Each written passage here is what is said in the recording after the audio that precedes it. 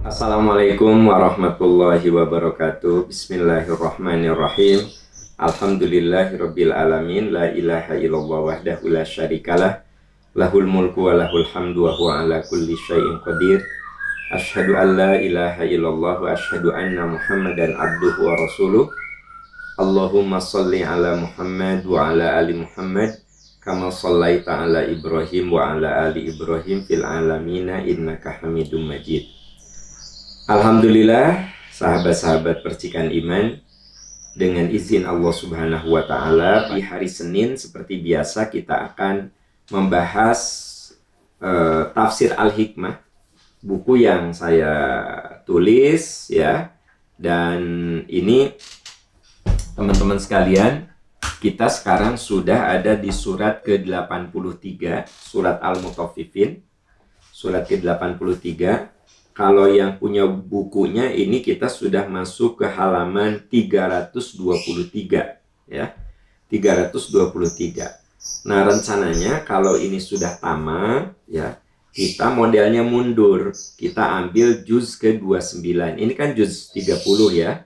Kita ambil juz ke-29 gitu. Karena tidak ada masalah kita ambilnya belakang dulu. Mau di tengah dulu, mau di awal dulu. Nah, kalau saya ngambil yang belakang itu karena suratnya relatif pendek-pendek, sehingga banyak orang yang memulai hafalan itu dari juz amma. Coba anak-anak kita ketika menghafal Al-Quran itu dimulai dari juz amma. Nah, nanti kalau sudah serius, sudah hafal juz amma, sudah hafal juz 29, biasanya baru dari juz awal gitu. Yaitu untuk lebih mudahnya memahami sebenarnya. Ya, kita sekarang akan membahas dari buku yang saya tulis, Tafsir Al-Hikmah namanya, Al-Mutaffifin.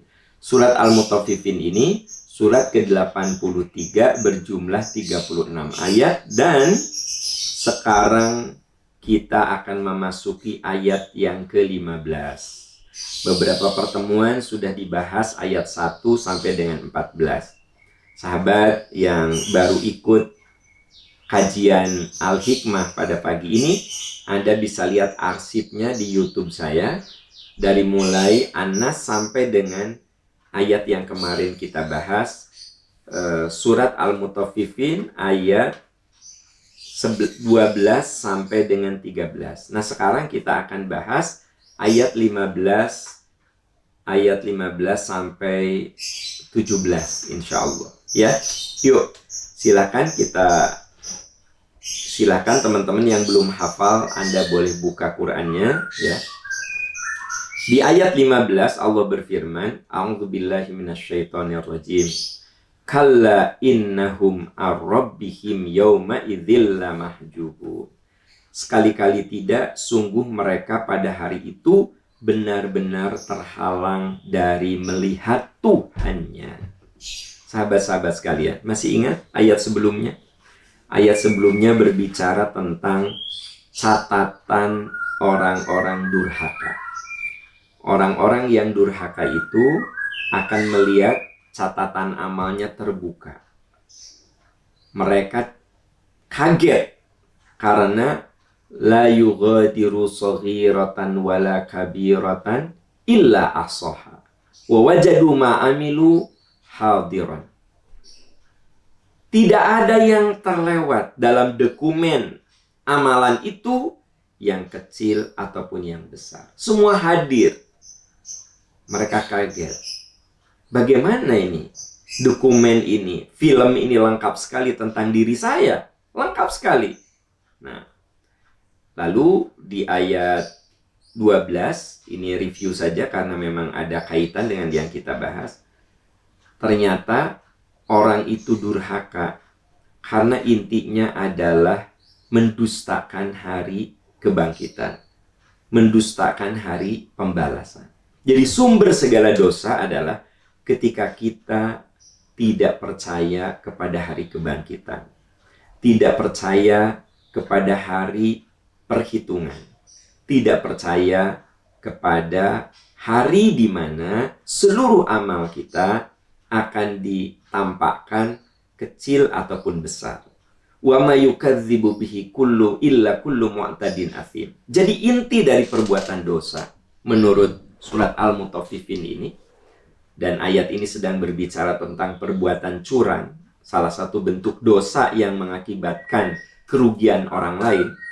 Jadi dosa itu ada yang cuma akibatnya diri kita saja, ada dosa yang mengakibatkan kerugian orang lain, ya. Kalau dosa yang melibatkan diri kita sendiri, ditanggung oleh diri kita sendiri, itu disebut dengan athima ya'samu. Athim.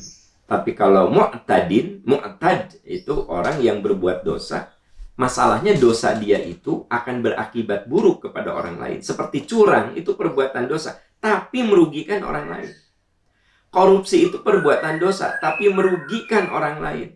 Tapi kalau saya tidak sholat, tidak puasa, tidak ada yang saya rugikan. Saya saja yang berbuat dosa. Nah, Allah Subhanahu wa Ta'ala mengatakan di ayat sebelumnya, kalla balrona ala qulubihim ma kanu yaksibun. Sungguh perbuatan-perbuatan dosa itu ternyata akan menutupi hati.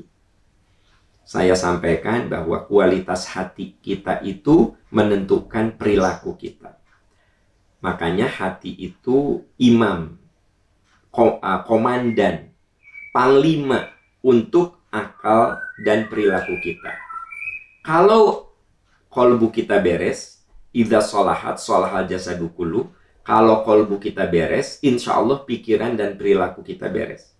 Kalau kolbu kita rusak, maka pikiran dan perilaku kita juga rusak. Nah, Allah berfirman di ayat 15-nya, di ayat 14-nya, bahwa kalla balrona ala qulubihim ma kanu yaksibun. Seluruh kedurhakaan, baik kedurhakaan yang dilakukan dengan mengakibatkan kerugian diri sendiri, atau kedurhakaan yang mengakibatkan kerugian orang lain, itu semua akan mengotori hati. Begitu hatinya kotor, nah baru ayat 15-nya, kalla innahum ar-rabbihim yawma idzil lamahjubun.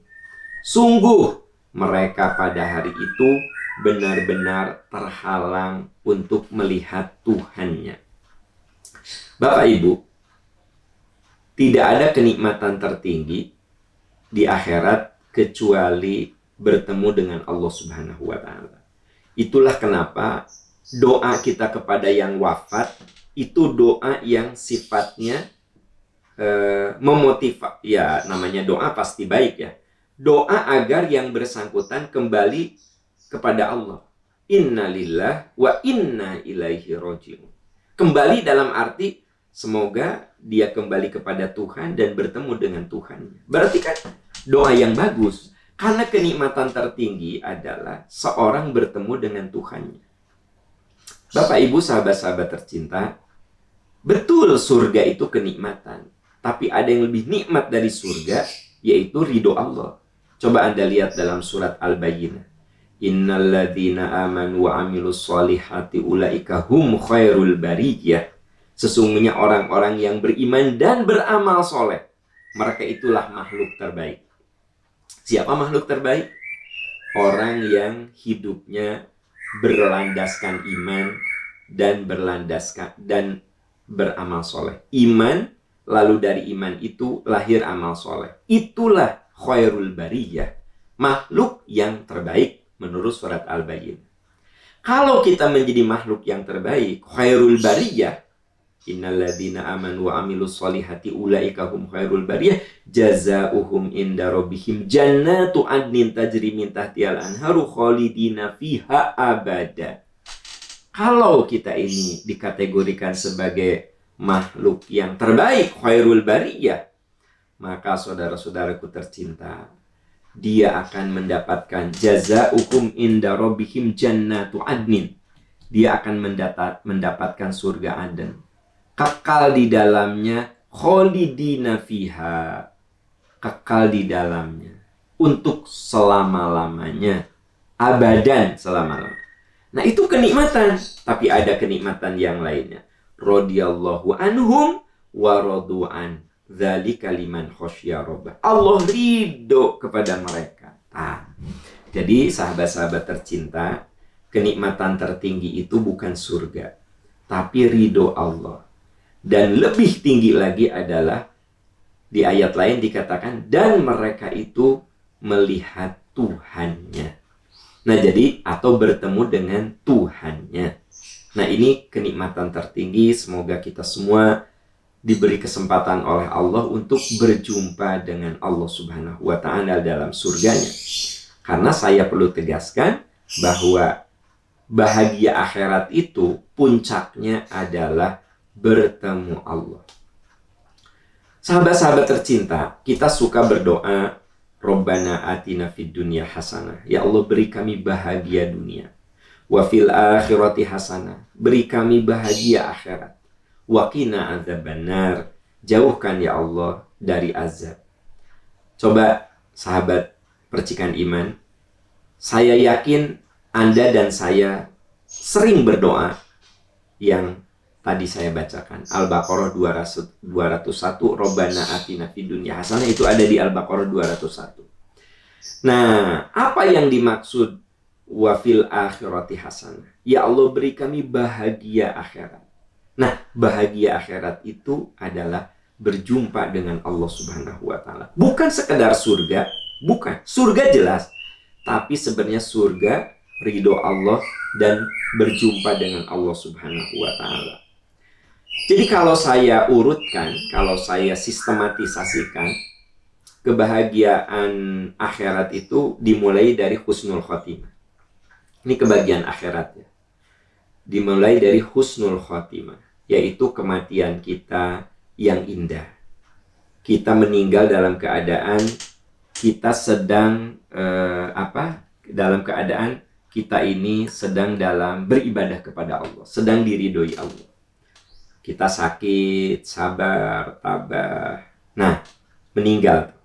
Maka meninggal kita dalam kebaikan. Karena kita dalam ketabahan, dalam kesabaran. Makanya sahabat-sahabat yang sedang diuji sakit, yuk sabar. Semoga kalaupun umur kita habis selesai, sakit ini akan menghantarkan kita ke husnul khotimah. Jadi orang yang husnul khotimah itu orang yang matinya dalam keadaan diridhoi Allah Subhanahu wa Ta'ala. Nah, sahabat-sahabat, jadi bahagia akhirat itu dimulai dari husnul khotimah. Makanya kalau mendoakan husnul khotimah itu ketika masih hidup. Anda mendoakan saya, semoga Pak satu saat nanti dipanggil Allah husnul khotimah. Itu benar, Anda mendoakan ke saya husnul khotimah. Karena saya belum mati. Tapi kita suka salah doa. Orang sudah meninggal kok baru didoakan. Ya, telah berpulang ke rahmatullah Bapak Fulan. Semoga husnul khotimah. Kan sudah berpulang, sudah mati. Husnul khotimah itu kematian dalam keadaan dia dekat dengan Allah. Kalau orang meninggal mah bukan didoakan husnul khotimah karena sudah terjadi, tetapi didoakan Allahumma gfirlahu, ya Allah ampuni. Jadi kalau kita mengumumkan kematian, kita boleh awali dengan innalillahi wa inna ilaihi rajiun. Telah berpulang Bapak Fulan. Semoga Allah menerima amal solehnya, mengampuni kesalahannya, keluarganya menjadi keluarga yang soleh dan soleha. Semoga almarhum bahagia di alam barzah. Nah itu tepat doanya. Wong udah meninggal doakan husnul khotimah, ini teh nggak nyambung gitu. Semoga almarhum wafat dalam keadaan husnul khotimah. Ya kan udah terjadi kumaha. Ya, nah jadi salah kaprah, gagal paham ya, disangkanya itu doa yang tepat. Makanya Nabi mengajari kita Allahumma gfirlahu warhamhu wa'afihi wa'fu anhu wa akrim. Semua itu orientasinya di sana, bukan orientasi dunia lagi. Nah, kepada orang hidup baru kita doakan Pak Am husnul khotimah ya amin. Kenapa? Saya masih hidup. Anda mendoakan saya kalau saya mati, saya dalam keadaan dekat dengan Allah. Tamat tepat doanya. Gitu. Ya. Nah, saudara-saudara sekalian, jadi yang menyebabkan kita tidak berjumpa dengan Allah di hari kiamat itu karena hati kita kotor, ya. Kalla innahum ar-rabbihim yauma idzil lamahjubun. Sungguh perbuatan dosa itu akan mengotori hati, dan karena hatinya kotor, maka dia tidak akan berjumpa dengan Tuhan. Saya sekarang mengelaborasi, ya. Kita seringkali berdoa minta bahagia akhirat. Nah, bahagia akhirat itu puncak kenikmatannya, puncak kebahagiaannya itu bertemu dengan Allah. Sementara puncak penderitaan orang yang ahli maksiat, dia tidak akan pernah berjumpa dengan Allah Subhanahu wa Ta'ala. Nah, jadi ketika kita mengatakan Robbana atina fid dunya hasanah, ya Allah beri kami bahagia dunia dan beri kami bahagia akhirat. Bahagia akhirat itu dimulai dari mana? Wafat husnul khotimah. Nah, karena wafatnya husnul khotimah, maka bahagia akhirat itu apa? Ruhnya disambut oleh malaikat rahmat. Dalam surat Al-Ahqaf, ya, dalam surat Fussilat, mirip itu ayatnya. Innalladzina qalu rabbunallah tsumma istaqamu tatanazzalu alaihimul malaikah alla takhafu wa la tahzanu wa abshiru bil jannati allati kuntum tu'adun. Orang yang hidupnya istiqomah, kalau dia meninggal dalam keadaan husnul khotimah dan ruhnya disambut oleh para malaikat. Apa kata para malaikat? Alla takhafu wa la tahzanu wa abshiru bil jannati allati kuntum tu'adun. Kamu jangan takut, jangan sedih, surga menunggu kamu. Makanya orang yang husnul khotimah itu, saya lagi cerita bahagia akhirat nih teman-teman. Saya lagi cerita bahagia akhirat. Kalau meninggal itu ruhnya tersenyum, dan dalam Sahih Bukhari dikatakan qaddimuni qaddimuni. Ya Allah, qaddimuni qaddimuni, segera saya kuburkan, segera saya kuburkan. Jadi ingin segera dikubur. Nah, begitu dikuburkan, nah ini orang yang bahagia akhirat. Dia tidur nyenyak. Apa kata malaikat? Nam solihan hatta yab'atsakallahu yaumal qiyamah. Tidur kamu yang nyenyak sampai Tuhan membangkitkanmu di hari kebangkitan. Semoga kita semua nanti kalau wafat dalam keadaan tidur di alam barzah, sampai kita tidak merasakan lamanya menunggu hari kiamat. Bahkan orang soleh itu ketika dibangkitkan, dia katakan, aku serasa baru tidur beberapa menit. Nah, teman-teman, Anda bisa bayangkan. Orang yang wafatnya husnul khotimah, ketika hidup dia istiqomah, ruhnya disambut oleh malaikat rahmat, lalu kata malaikat, tidur kamu yang nyenyak. Bahkan di dalam Sahih Bukhari bukan hanya tidur. Idza mata ahadukum uridu alaihi maq'adhu in kana min ahlil jannah famin ahlil jannah. Kalau dia itu calon penghuni surga, dia tidur dalam keadaan diwarnai dengan mimpi-mimpi indah, mimpi-mimpi surgawi.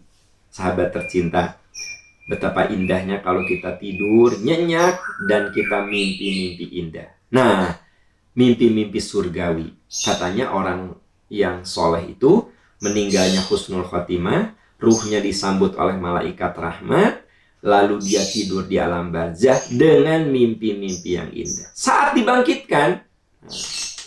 dibangkitkan, dia akan mendapatkan ampunan. Yaghfir lakum dzunubakum. Allah ampuni kesalahannya. Nah, ini saya lagi cerita apa? Bahagia akhirat. Bahagia akhirat. Karena ada kaitan dengan surat yang sedang saya bahas. Bahagia akhirat. Bagaimana orang yang bahagia akhirat? Dimulai dari husnul khotimah, kemudian ruhnya tersenyum, ya, karena diberi kabar gembira akan masuk surga.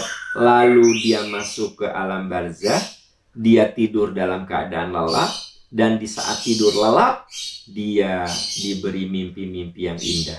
Ketika dibangkitkan, dia mendapatkan ampunan. Ingat, dalam surat yang lain dikatakan bahwa ketika terjadi kebangkitan, faida ja'atis sohoh, ketika hari kebangkitan, yauma yafirrul mar'u min akhi, pada saat itu kita akan meninggalkan teman kita, wa ummihi wa abi, kita akan meninggalkan ibu bapak kita, wa sahibatihi wa bani. Kita akan meninggalkan pasangan hidup dan anak-anak kita. Cenderung manusia itu ingin nolong ibu bapaknya, ingin nolong anaknya, ingin nolong orang tuanya, ingin nolong temannya. Tapi pada saat itu, likulli imri'in minhum yauma idzin sya'nu yughni. Setiap orang hanya mengurus dirinya sendiri. Hanya mengurus dirinya sendiri. Ya. Nah, makanya saya kan suka mengajak Bapak Ibu. Anda yang berlimpah harta, punya rumah, sertifikatnya gimana, 1 lemari kan gitu. Ini untuk anak, ini untuk anak, ini untuk anak. Ya, kalau Anda punya 10 sertifikat rumah, masa sih Anda tidak bekal 1 untuk Anda? Ya, 1 rumah Anda jual, wakafkan. Ya, untuk pembangunan Masjid Percikan Iman.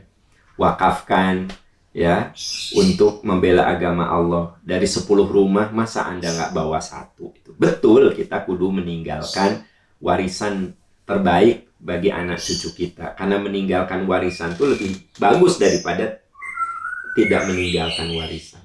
Tapi bagi Anda yang hartanya berlimpah, sayang sekali kalau Anda sendiri tidak bawa bekal. Ya, kalau punya 5 rumah, oke lah, ya, dikasih ke anak-anak. Terus Anda bawa apa kalau mati? Bawa apa? Dan nanti mah di hari kebangkitan, kita nggak bisa nolong anak, anak nggak bisa nolong kita. Ya, likulli imri'in minhum yauma idzin sya'nu yughni. Setiap orang hanya menguruskan dirinya sendiri. Berarti saya akan jadi orang yang paling egois. Saya nggak akan mikirin istri saya, anak saya, cucu saya, nggak akan. Gimana saya selamat? Nah, gitu. Ya nggak? Nah, makanya kita boleh menyayangi keluarga, tapi jangan salah. Ada saat dimana anak tidak bisa nolong saya, istri tidak bisa nolong saya. Berarti kita masing-masing harus punya bekal, kan gitu. Jangan ngandelin orang lain. Nah, jadi dalam ayat itu, likulli imri'in minhum yauma idzin sya'nu yughni. Setiap orang hanya menguruskan dirinya sendiri. Nah, orang yang mendapatkan bahagia akhirat, yaghfir lakum dzunubakum. Allah akan menolongnya. Yaitu Allah akan mengampuni kesalahan-kesalahannya. Sahabat-sahabat tercinta, Percikan Iman, ingat ya. Kita masuk surga itu bukan karena amal kita yang banyak, tapi karena Allah mengampuni kesalahan kita. Jangan lupa tuh. Yaghfir lakum dzunubakum. Surat As-Saff. Setelah Allah mengampuni kesalahan, wa yudkhilkum jannatin tajri min tahtihal anhar. Allah masukkan kamu ke dalam surga. Ya, ini urutan nih, urutan bahagia akhirat. Husnul khotimah, ruhnya tersenyum, tidur di alam barzah dengan mimpi indah, dibangkitkan dalam pengampunan, dimasukkan ke dalam surga. Lalu apa? Bahagia akhirat. Jannatu adni yadkhulunaha wa man shalah min abaihim wa azwajihim wa dzurriyyatihim wal malaikatu yadkhuluna alaihim min kulli bab salamun alaikum bima sabartum. Mereka bertemu dengan orang-orang yang soleh. Kalau sama-sama soleh, dengan orang-orang soleh dari ayah ibu mereka, kakek nenek mereka, pasangan hidup mereka, anak cucu mereka. Nah, jadi bahagia akhirat itu berkumpul lagi di surga, berkumpul dengan teman-teman kita, berkumpul dengan nenek moyang kita, ayah, ibu, kakek, nenek, uyut, ya, bertemu dengan anak-anak dan cucu kita. Wal malaikatu yadkhuluna alaihim min kulli bab. Lalu malaikat masuk dari semua pintu surga. Apa kata malaikat? Salamun alaikum bima sabartum. Selamat, kalian masuk surga karena kalian tahan uji, bersabar menghadapi berbagai rintangan, sehingga akhirnya kalian masuk surga. Nah, setelah masuk surga, apa? Tadi yang saya sebut, radhiyallahu anhum wa radu'an. Allah ridho kepada mereka. Lalu puncaknya adalah apa? Berjumpa dengan Allah Subhanahu wa Ta'ala. Nah, semoga seluruh urutan ini oleh Allah diberikan kepada kita. Semoga kita semua wafat dalam keadaan husnul khotimah. ruh kita tersenyum, dan kita istirahat di alam barzah, tidur dengan mimpi indah. Semoga kita semua dibangkitkan dalam keadaan mendapat ampunan Allah. Semoga kita semua dimasukkan ke dalam surga Allah dan bertemu dengan orang-orang yang kita sayang. Berkumpul lagi di surga. Lalu kita mendapatkan ridho dan bertemu Allah Subhanahu wa Ta'ala. Tapi ini tidak akan dirasakan oleh orang-orang yang hatinya kotor. Nah, ini yang dijelaskan di dalam surat Al-Mutaffifin yang saya bahas. Kalla innahum ar-rabbihim yawma idzil lamahjubun. Apa yang saya tadi ceritakan dari mulai husnul khotimah sampai bertemu Tuhan, bertemu Allah. Kalla innahum ar-rabbihim yawma idzil lamahjubun. Itu tidak akan dirasakan oleh orang-orang yang durhaka. Dalam hal ini surat Al-Mutaffifin itu kan ayat tentang kecurangan, ya. Tidak akan. Mereka tidak akan menikmati itu semua karena mereka terhalang berjumpa dengan Tuhannya. Tsumma innahum lasalul jahim. Kemudian sungguh mereka akan masuk neraka. Tsumma yuqalu hadzal ladzi kuntum tukadzibun. Kemudian dikatakan, inilah azab yang dahulu kamu dustakan. Sahabat-sahabat tercinta, jadi inti dari kedurhakaan itu mendustakan. Ya. Jadi inti dari kedurhakaan itu mendustakan. Nah, mendustakan itu ada dua.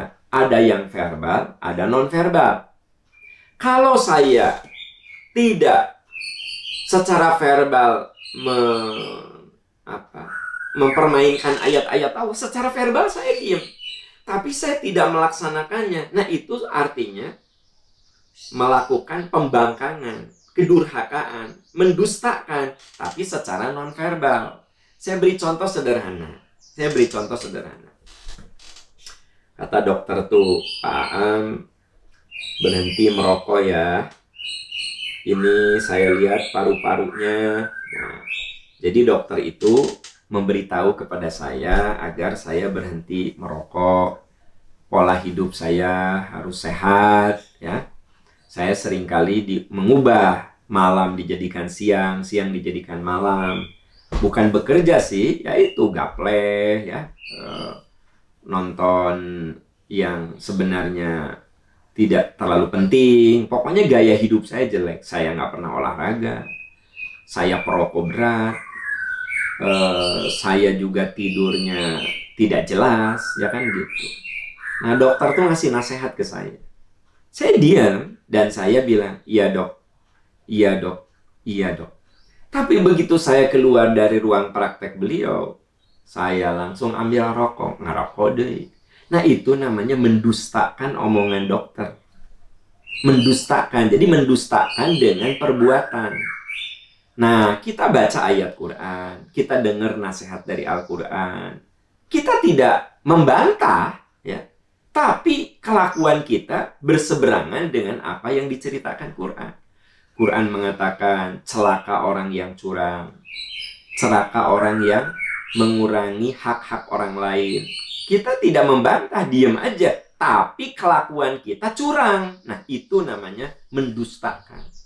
Jadi mendustakan itu ada yang verbal, ada yang non-verbal. Nah, kebanyakan orang mendustakan itu non-verbal. Jadi maksudnya dengan kelakuan dia mendustakan. Cenderung manusia itu begitu. Jarang ada orang yang dinasihati oleh dokter nggak bantah gitu. Pak, berhenti ya merokok. Ah, nggak bisa dok. Ah, jarang gitu. Ya dok, gitu. Ya nggak? Bapak rajin olahraga. Ah, nggak bisa dok. Saya mah malas olahraga. Nggak ada yang gitu biasanya. Iya dok. Iya dulu. Ya.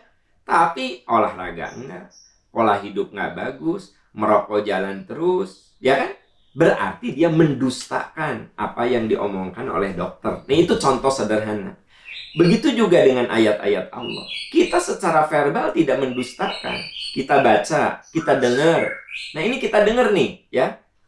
Tapi kemudian kelakuan kita itu enggak sesuai dengan yang ada di Quran. Itu namanya mendustakan. Di ayat ini dikatakan bahwa tsumma yuqalu hadzal ladzi kuntum bihi tukadzibun. Mereka masuk jahanam itu Karena mereka mendustakan. Karena mereka mendustakan. Dan saya tegaskan, mendustakan itu seringkali dengan perbuatan kita.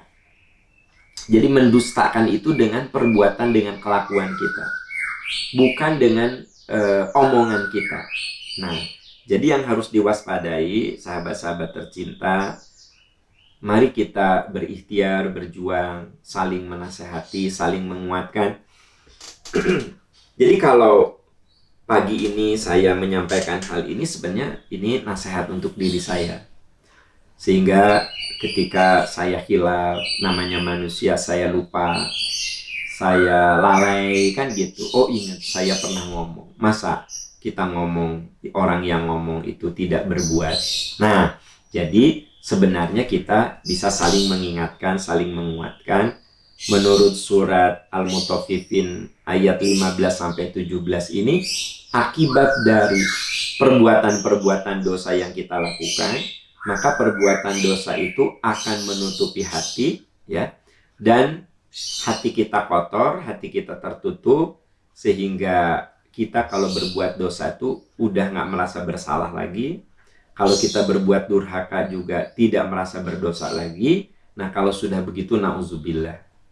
Na'udzubillah. Kenapa? Mereka tidak akan pernah berjumpa dengan Tuhan. Tsumma innahum lasolul jahim. Mereka masuk ke dalam jahanam.